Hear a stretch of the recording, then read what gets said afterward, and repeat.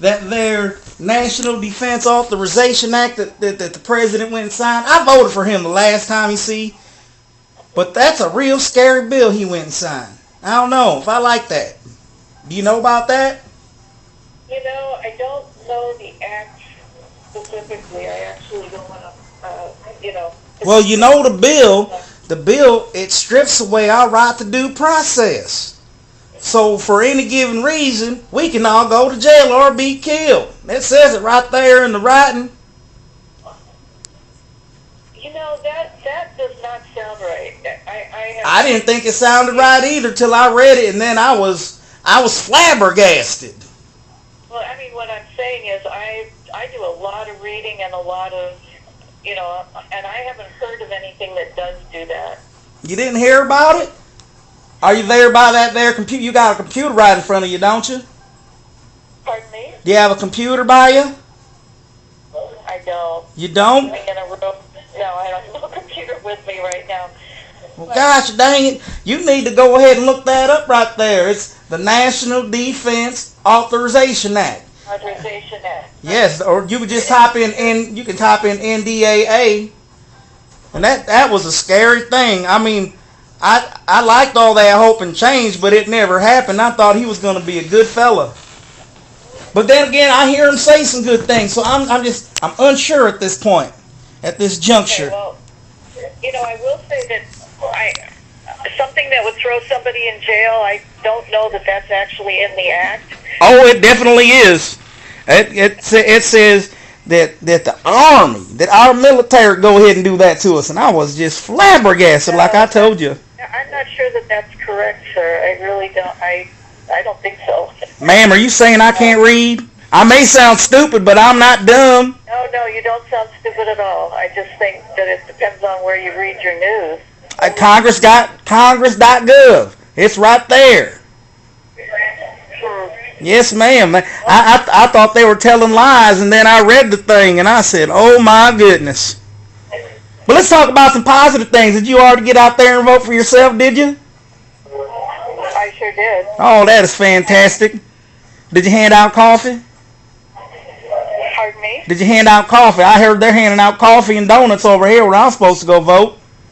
I just don't want to wait in line too long. Where I was. No. So, have you Proposal 2? What is that Proposal 2? Proposal 2 protects collective bargaining. It kind of gives people the right to organize themselves to, protect their. It's kind of like forming unions. It just gives them the right to do it. It doesn't make them do it. It allows them to do it. So they don't necessarily have to join the union. Sometimes I think their unions are bad. They make you pay a certain amount of money just to be in them if you work for the state. I got a buddy work for the state. He don't even want to be in the union, but they make him be in the union. I didn't want to be in the union when I used to work for GM, but I done lost my job. So good for the union, huh? They took my job and sent it to Afghanistan, Uzbekistan, one of them stands.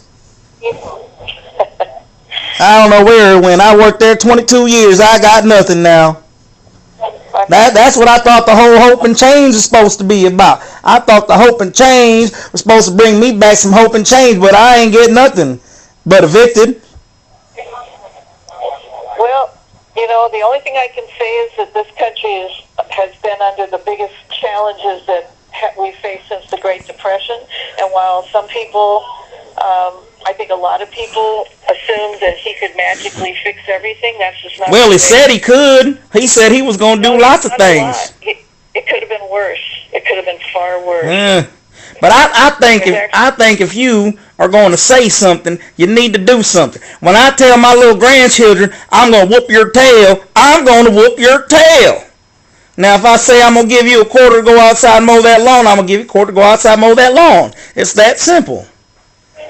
Well, he actually has done a lot of the things he said he was going to do, and GM wouldn't exist today if he hadn't supported the reorganization of those companies. They're back to hiring workers. It's not as good as it was. Well, my GM job ain't there no more.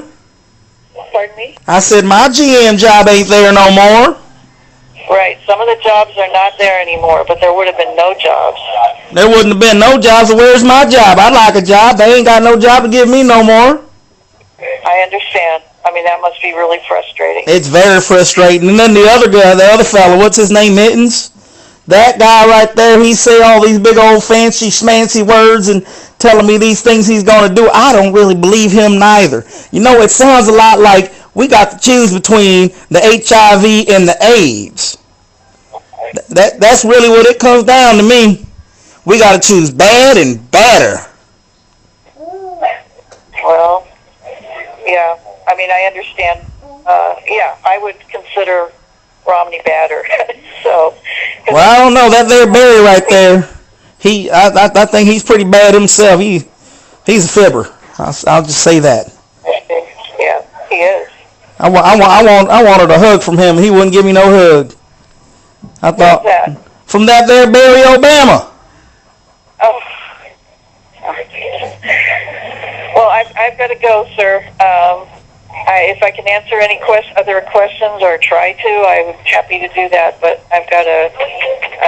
I was having such a good conversation with you. I thought we was becoming buddies. You know who should be the president? I'll tell you who should be the president of these great United States. You know that fella Ron Jeremy? You never heard of Ron Jeremy? He was on The Surreal Life. He was a porn star. He had a big old ding-a-ling or something like that. But I figure if we should have our country get screwed by anybody, it should be a pro. You have a nice day, ma'am.